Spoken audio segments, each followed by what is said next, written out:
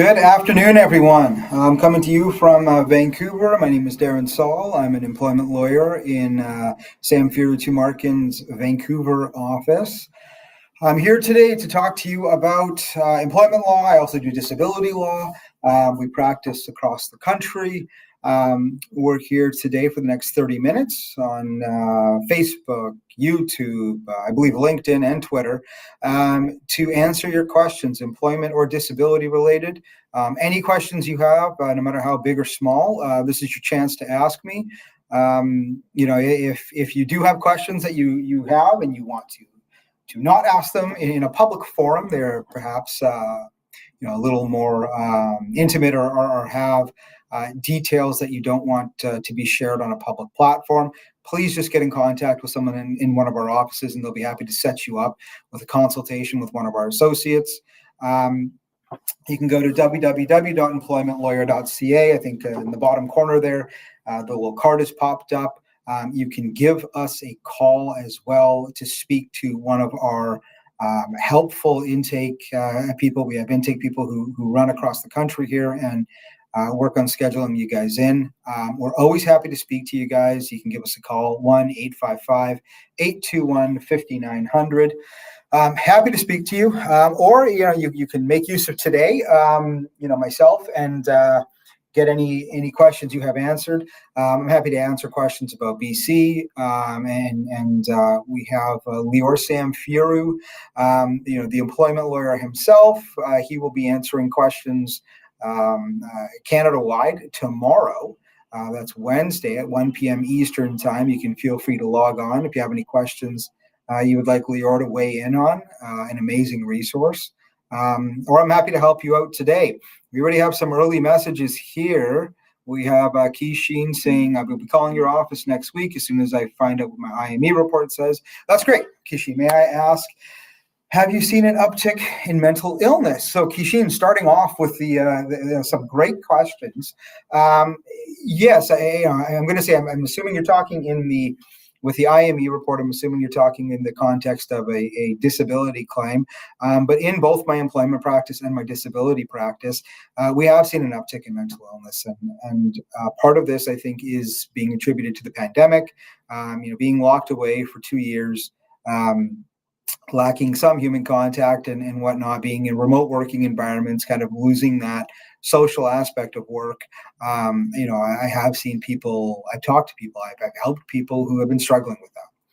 And so, I think, Kishin, thanks for asking that question. And I think, one of the things I want to make clear to people is, you're not alone in that. We hear from people weekly who are struggling with something similar, either in their employment situation or that's resulted in them going on a disability claim due to mental health issues, perhaps stemming from COVID, flexible work arrangements that are, intended to permit you to keep working, but also have the unintended consequence of isolating you. People who work in a purely remote environment, lacking human contact, sometimes it's, helpful for people. Sometimes it can exacerbate existing issues. And so I also wanted to tell people, if you have, maladies such as, anxiety and depression, that predate, the pandemic or predate a current issue that you're dealing with work and maybe a location or venue change, and now it's becoming an issue, don't think for a minute that just because you struggled with this prior to a change in your work environment or whatnot, that you don't have recourse. You do. We've helped people in similar situations. So feel free to please reach out. You lose nothing by calling us. If anything, you'll be able to maybe get some helpful tricks and tips on how to improve your situation or to pursue a claim. Happy to speak anytime. You can reach out to myself. My information's on the website, or you can reach out to any of my colleagues if you work in Alberta or reside in Alberta or Ontario. We have people always ready to speak to you or to help. I think there's a QR code that's popped up. If you want to scan that, I think it will take you directly to me, or you can go to employmentlawyer.ca and browse the the individuals and the associates and partners we have at the firm who are always willing to speak to you and to help you out.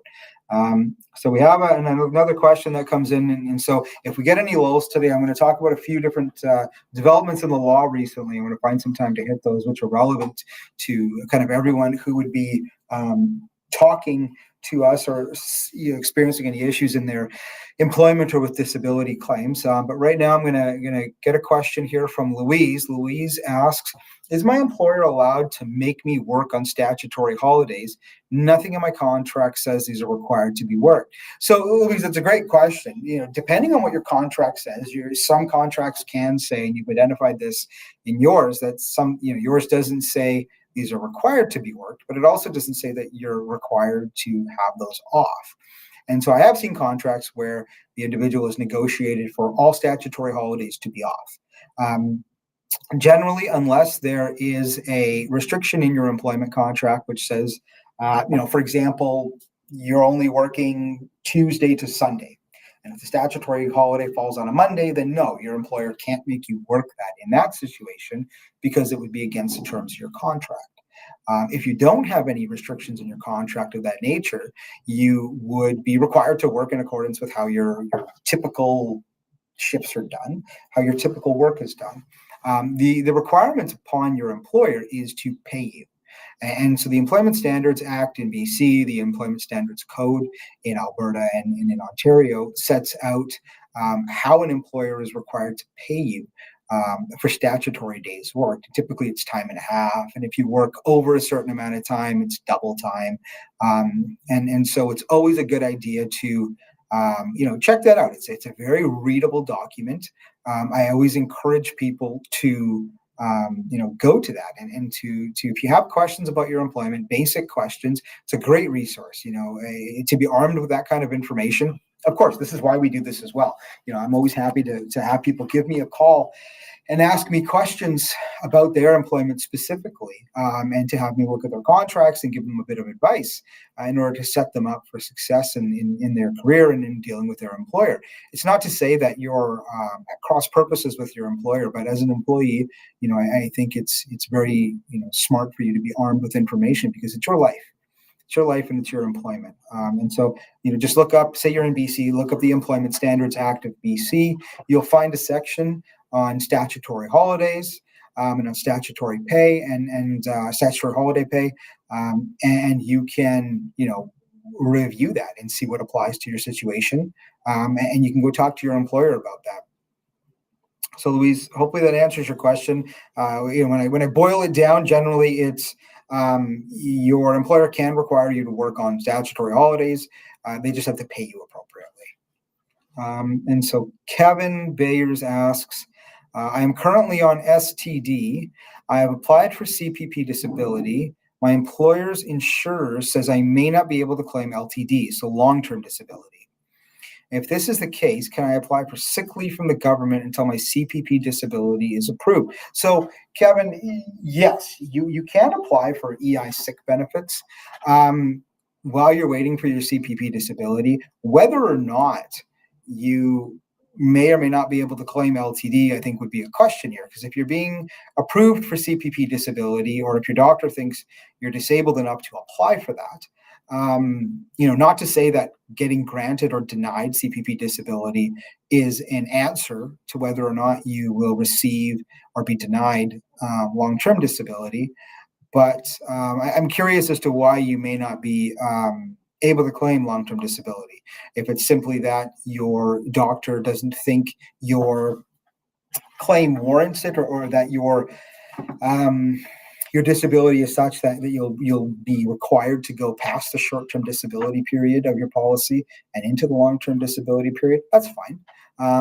But to me, with your doctor filling out the forms for CPP disability, it says to me that you would likely have at least a shot at a claim for long-term disability. And so if the insurer is already telling you that you're not going to be able to claim, or you may not be able to claim, I would encourage you, Kevin, to reach out to us, send us a copy of your policy.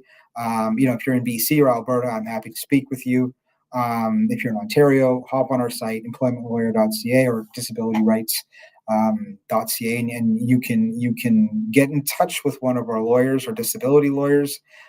Send us your policy, and we're happy to speak to you about it. Insurance, short-term and long-term disability insurance is a contract. And so I always tell people this is if you have any questions about your long-term or short-term disability policy, and there's the email there. You can email help@disabilityrights.ca. You can send us a copy of always send us a copy of your policy. If you don't have one, ask your insurer for one, and send us a copy of that, and let's have a chat. And you'll get at least a good overview of what your rights are, what your requirements are under the policy, what the insurer's requirements are, and what you can maybe go back to them with for the specific situation you're dealing with. So Kevin, I hope that answers your question, and hope to hear from you. And Jean Smith asks,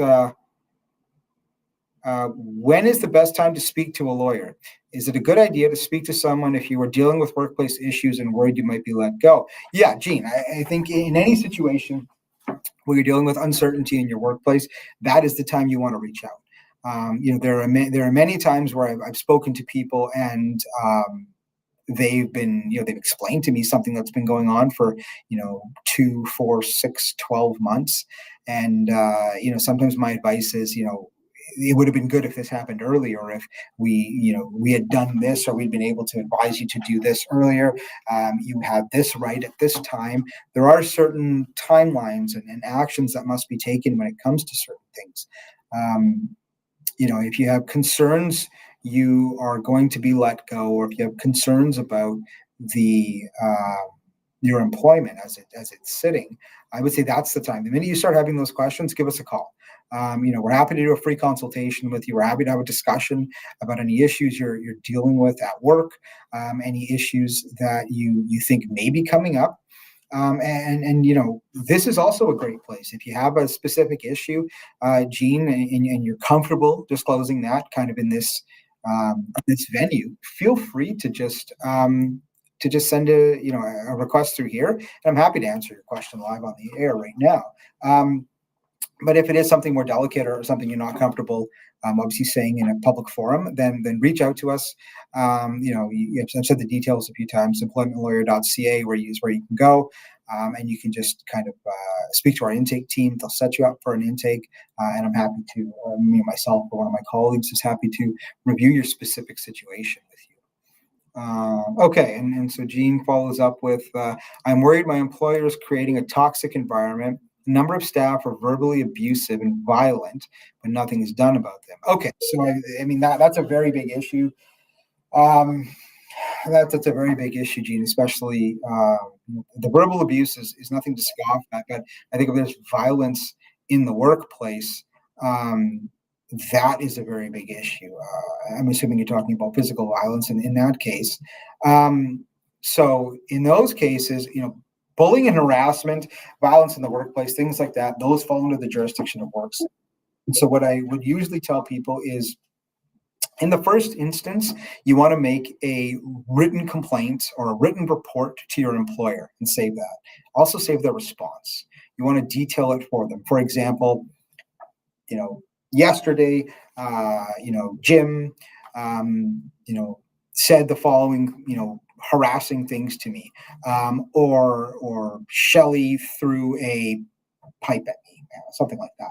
I'd like something to be done about this. Send that to your employer. See what your employer responds with. When there's workplace issues like that, they're required to step in and to investigate and to take action where bullying, harassment, or especially violence in the workplace is found to occur. You can also make a claim under WorkSafe. To WorkSafe BC, so WCB in BC, and in Alberta, and WSIB in Ontario. There is workplace safety legislation in place, occupational health and safety legislation, which covers this type of an issue. And so I would always recommend people to make that claim, to report that to that authority as soon as you can. They will also typically reach out to the employer to get more information. Hopefully they'll reach out to you to get additional information, and hopefully that will result in the resolution of the issue or the toxic work environment. Now, Gene, for your case, from a employment lawyer's perspective, if you do make these reports and your employer brushes them off, refuses to believe you, does nothing, and you got evidence of that. And I always tell people, try to get something in writing. Try to get, if you've got a witness, then that's great. If the verbal abuse or whatnot is in writing, then that's save those. If it's physical stuff, report it. If it's causing you stress, mental distress, report that to your doctor. That's always helpful. Report that to your doctor, as soon as you can. That's causing you stress at work. It's causing you issues at work. Those contemporaneous notes can be very helpful when establishing a claim. And that may well lead you down the road of a constructive dismissal. And what that is it's a claim for severance. It's a claim that your employer has basically repudiated their contract. And what that means is that they've demonstrated their unwillingness to be bound by your employment contract any further. So through their actions, they have occupational health and safety requirements to protect you at work. If they're not doing that, then they're breaching a term of your employment. And the claim there would be that because they've done that, they owe you severance. They've effectively ended your employment by not holding up their end of the bargain. Would be the best way to kind of put it to you. So Gina, I think those are a couple things you can do. I would want to get a little more information from you, how long this has been going on, what type of verbal abuse and violence we're talking about, what the culture of the company is, if complaints have been made in the past, kind of how this has all, been worked out. So I would say, please reach out to us, speak to myself or, again, anyone else in any of our offices. We'll be more than capable of assisting you with this, Gene, and giving you some specific clarity, some tailored advice, rather than kind of the general advice I can kind of give you based on the information that we have right now. But I think please call in, Gene. We're happy to give you some specific and tailored advice to help you navigate this difficult situation, and hopefully, either preserve your employment, in a way that you're happy to be there, or to work on a way to kind of extricate you from that situation. All right. So hopefully, Gene, that answers your question. It gives you a bit of direction. I do hope you do reach out when that we hear from you and are able to assist you. So we have a question from Mark. Mark says, can I be fired if I refuse to sign a performance review? So Mark, great question. You can be fired for any reason, provided it's not a discriminatory one. And so your employer can say to you, for example, Mark, if you don't sign this performance review or this performance improvement plan, we're going to terminate you. And they're within their rights to do that. The issue is they have to pay you severance. And so as long as they pay you severance, they can let you go for that reason. In your case, Mark, I would just speak to your employer and say, what's the consequence if I don't sign this? You're under no other obligation to sign that. You're under no obligation to sign a performance review, from a legal standpoint. There's no law that says if your employer gives you a performance review, you must sign it. You can speak to your employer about that. A lot of them will say, well, you can acknowledge this by signing it, or if you don't, you can disagree with it. You can also, if you do sign it, you can put a notation on there or send a corresponding email to say, I'm signing this because you requested that I do this, but that's only to acknowledge that you've given me this. I don't agree with it. If you, in fact, don't agree with the reason you're getting the performance review, that's open to you as well. That's just kind of some general, information or advice that you can do. It really depends on the specific reason as to why you're getting the performance review, what consequences your employer has laid out for you. You would be bound to those. And like I said, your employer can't fire you for not signing a performance review. They would just have to provide you with severance. I suppose the only caveat to that would be if you have a progressive discipline plan at work. For example, your employer says you're going to get a verbal warning, 2 written warnings, then a final warning, and then you're fired. And that would be for cause. If that's the case, and this performance improvement plan is in service of that progressive discipline policy, they could have a policy in place that says if you fail to adhere to any of these steps, or if it's a final warning, and you agree to it, you'll be terminated for cause. in that case, I mean, you're in a very specific category at that point. I would say get a copy of the performance improvement plan, give us a call, let us go over it with you, let us get a little more background on on your situation, and we'd be able to give you some more tailored advice as to how to proceed from there. But in a general sense, Mark, you can be fired for not signing a performance review. Your employer just would have to provide you with severance. If it's a final notice or a final warning, under a disciplinary plan your employer has established and they followed it, they may be able to fire you for cause. And in that case, you would be owed no severance.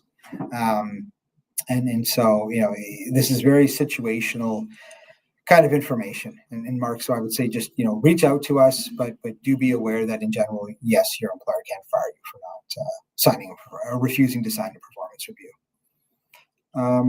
And so we have another question in from YouTube from Glendon Smedley. Glendon asks, if you are monitoring a phone for work and have a gas card using your own personal truck, yet for the past 2+ weeks have had no work, they expect me to be available with my phone they gave me to use, no payments for a 2-week period. Let me see, Glendon. There may be another part to your question that I've missed here. So Glendon, I think I need a little more information. I'm not quite sure what you're asking me here. If you've got this, monitoring a phone and you've got a gas card for your own personal truck, yeah, I think I need a little more information here, Glendon, as to what your question may be. Depending on the terms of your employment, it seems like you're in some type of an on-call arrangement with your employer, and that they've given you a phone for this purpose, and that you may have a gas card that you're permitted to use for your personal truck, and that for 2 weeks, no payments for a 2-week period. So maybe that they haven't provided you reimbursement. So Glendon, you've given me some facts here, but I think I need a little more information as to what your inquiry might actually be. So if you can send me some more information, that would be great. In the interim here, I'm going to move on to Brianne here. Brianne asks, does seniority and vacation accruals stop at your job if you are on leave for medical reasons? And so Brianne, that's a great question. Typically, no. It won't. You would have to go. It depends on what province you're in. Ontario may be slightly different. I'm not fully versed in the Ontario Employment Standards Act, and so you would want to speak with one of our Ontario counsel, or you can wait for tomorrow. Lior Samfiru will be on, and he will be the person to ask about this. But generally, when you're on leaves, such as depending on what the medical leave is. So if you're on, say, an unpaid leave of absence, that may change things. If you've asked for some kind of furlough from your employment, that may change things depending on under what conditions you're going on that leave. However, if you're on a maternity leave, for example, no, your seniority shouldn't be affected. That is in terms of your employer, though.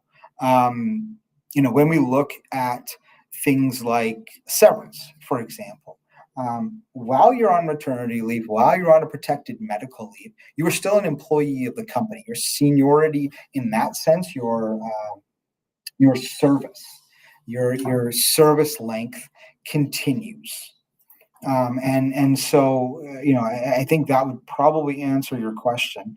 If you are having issues with your employer on that basis, I would say please give us a call.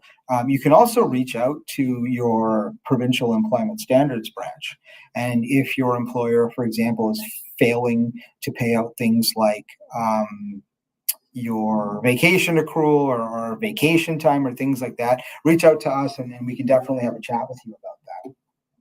And sorry, okay, Glendon, you've come back here with some more information. We've got a bit more time here. So I've had no income for 2 weeks, employed for almost 2 years, no work for almost 2 weeks, journeyman carpenter work. So, Glendon, if you're working in a salaried position or an hourly position, it really depends on the terms of your employment.